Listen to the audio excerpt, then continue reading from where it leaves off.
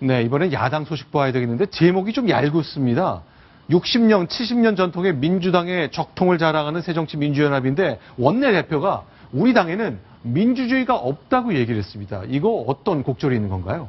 네, 좀 소개를 드려야겠는데요. 네. 어제 국회를 찾은 현기환 대통령 정무수석이 문재인 대표와 김무성 대표를 잇따라 만나서 대통령의 뜻을 전달을 했습니다. 네. 당미 결과 등을 보고하기 위해서 오자회동을 했으면 좋겠다. 네. 5명이라고 하는 것은 대통령과 그리고 여야 대표, 그리고 여야 원내대표 이렇게 네. 5이 청와대에서 만났으면 좋겠다. 네. 이렇게 제안을 했는데요. 문재인 대표가 긴급 최고위원회를 열고 이런 네. 대통령의 뜻에 대해서 논의를 한 뒤에 네. 대변인이 발표를 했는데 새정치민주연합에서 희망하는 것은 원내대표를 빼고 3자 회동을 좀 하고 싶다.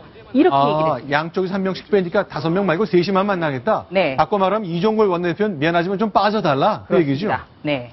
아, 그랬군요. 그렇게 그런데, 된다면은 네. 인간적으로 생각할 때 이종걸 원내대표는 굉장히 서운하겠죠. 네네. 왜냐하면 이종걸 네. 원내대표는 비주류의 핵심입니다만 네. 이번 그 교과서 국정화를 가지고 나서는 굉장히 네. 문재인 대표에게 힘을 실어주는 행보를 계속 해왔거든요. 아, 당내 갈등은 있었지만 이번에 문 대표 한참 힘을 실어주고 있는데 싹 빼겠다는 결정을 했다는 거군요. 그렇습니다. 혁신이라든지 여러 가지 친노, 비노, 개파 갈등은 제쳐두고라도 이 역사 교과서 논란 등에 대해서는 한 목소리로 문재인 대표를 도와왔는데 그런 문재인 대표가 이종걸 원내대표는 빼고 만났으면 좋겠다. 이러니까 이종걸 원내대표가 굉장히 서운했고요. 네. 취재 내용은 네. 청와대와 여당 사이의 갈등보다 새정치민주연합의 당내 갈등이 더 깊다.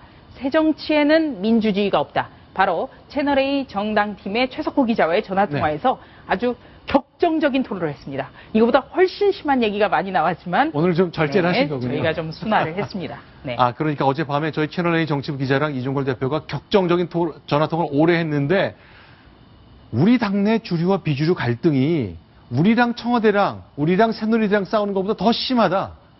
이거 사실인가요? 전 잘 안 믿기는데. 네, 그만큼 네. 지금 친노 비노가 어떤 이 국정교과서 논란 때문에 개파 갈등이 모두 봉합이 됐고요. 어떻게 보면 추석 연휴에 폭발할 것 같은 신당이라든지 탈당의 논의가 지금 일단은 중단된 상태거든요. 네. 그렇기 때문에 바로 이종걸 원내대표가 저런 점을 지적을 했고요. 네. 오늘 제가 접촉한 많은 새정치민주연합의 의원들은 문재인 대표에게 항의 전화를 했습니다.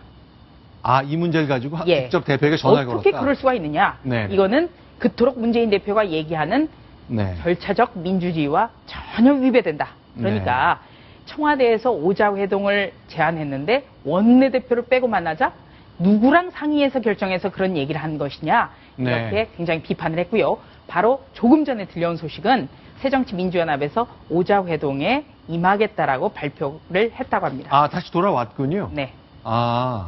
그러면 이제 저 당내 항의에 대해서 문재인 대표가 좀 수용하는 자세로 갔는데 하루 만에 좀 입장을 바꾼 거네요. 그러니까 어떻게 보면은 굉장히 스타일을 구긴 거죠. 네. 문재인 대표 같은 경우에는 어제 바로 이 정도의 시간에 3자 회동을 역제안했는데 네. 하루도 지나지 않아서 그것도 당내 반발에 부닥쳐서 접었다는 게 중요합니다. 어떤 네. 청와대가 논평한 것도 없고 또 새누리당의 원유철 원내대표가 항의한 것도 없습니다. 자, 그럼 문재인 대표로서는 당내 갈등 관련해서 일단 봉합을 좀 하고 싶고, 당내 이제 대통령과 담판을 앞둔 시점에서 당내 비주류의 공격을 받는 게 좀 부담스러울 수 있을 것 같은데, 좀 어떻게 좀 평가를 해야 될까요? 아마 문 대표로서는 네. 그 원내대표가 낀 것보다는 본인이 그 여야 대표하고 말하자면 대통령과 각을 딱 세워서 국정교과서 이 문제를 집중적으로 물고 늘어져서 네. 본인이 어떤 야당의 유일무이한 하나의 네. 대표성을 인정받는 이런 하나의 장으로 활용하고 싶었을지 모르지만 네. 당연히 지금 청와대에서 제의해온 것이 원내대표까지 껴서 법안, 예산 이런 현안까지도 같이 처리 문제를 논의했으면 하는 것이 청와대의 제안이었고 네. 만일에 그 제안을 수정해야 된다면 당연히 원내대표인 원내사령탑인 그 원내대표에게 양해를 구하거나 협의를 했어야 마땅한 거죠. 그런데 그렇죠. 저것을 저렇게 했다면 결국은 그 박근혜 대통령식 표현을 하면 당보다는 자기 정치를 네. 하려다가 결국 당내의 반발에 부딪혀서 네. 결국은 다시 방향을 바꾼 모양이 돼서 상당히 모양이 좋지 않은 것 같습니다. 제가 좀 기억하는 게 한 2달쯤 전인 것 같은데 박성원 논술위원이 문재인 대표를 장시간 인터뷰한 적이 있잖아요. 네. 저희가 잠시 후에 지금 화면에 나왔군요. 저 장면인데 저 장면을 저희가 보여드리는 이유는 문재인 대표와 박원순 서울시장의 이제 청년 일자리 정책과 관련된 건데요. 일단 어제 문 대표와 박원순 시장이 청년 일자리 때문에 만났습니다. 오늘이었죠. 네. 만난 영상을 좀 보면서 얘기를 좀 나눠봤으면 좋겠습니다. 여기가 어딘가요? 네, 오늘 지금 문재인 대표가 네. 용산구 나진상가에서 주최된 서울시의 일자리 대장정 행사에 참석을 했습니다. 네. 지금 아마 드론이죠? 드론을 지금 이렇게 직접 시험해보는 네. 그런 모습을 보실 수 있겠습니다. 무인 비행체를 조작하는 모습인데 저 자리에 가서 이제 젊은 그 기술자, 프로그래머들의 노력 이런 거를 격려하는 것 같네요. 네. 코끼리 모양도 보이는데 어쨌건 모처럼 만에 만나서 청년 일자리를 위한 민생 행보를 편 건데요. 자, 일단 이 두 분들께서는 창조 경제와 관련된 얘기를 서로 나눴는데 아마 대통령보다는 서로를 위해 주는 얘기를 꺼낸 것 같습니다. 같이 한번 확인해 보겠습니다. 박근혜 정부가 실천하고 있는 것이 아니라 우리 서울시가 제대로 실천하고 있다는 생각이 듭니다. 수고하시는 박원순 시장님께 정말 다시 한번 감사드리고. 네, 어떠세요?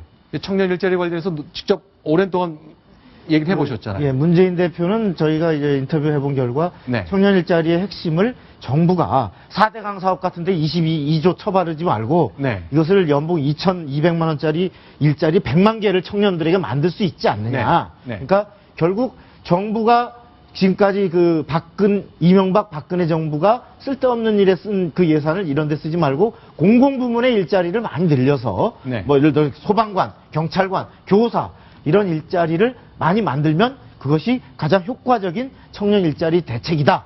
이렇게 주장을 하는데 이것이 이제 새누리당과 가장 극명하게 갈라지는 대목은 뭐냐면 네. 공공의 돈을 국민의 세금으로 네. 공공부문에서 일자리를 만들어서 월급을 주는 형태다라고 네. 하는 것이고 새누리당은 기업이 생산활동을 효과적으로 해서 새로운 어떤 일자리를 해서 자체 지속 가능한 일자리를 만드는 것이 근본적인 청년 일자리 대책이다. 이렇게 네. 갈라지는 것 같습니다. 네, 이제 정책과 철학의 차이가 있기 때문에 그런 일자리 정책에도 큰 차이가 나오는 것 같습니다. 자, 다음 소식, 마지막 소식인데요. 멋진 영상 하나 준비했습니다. 같이 보시겠습니다.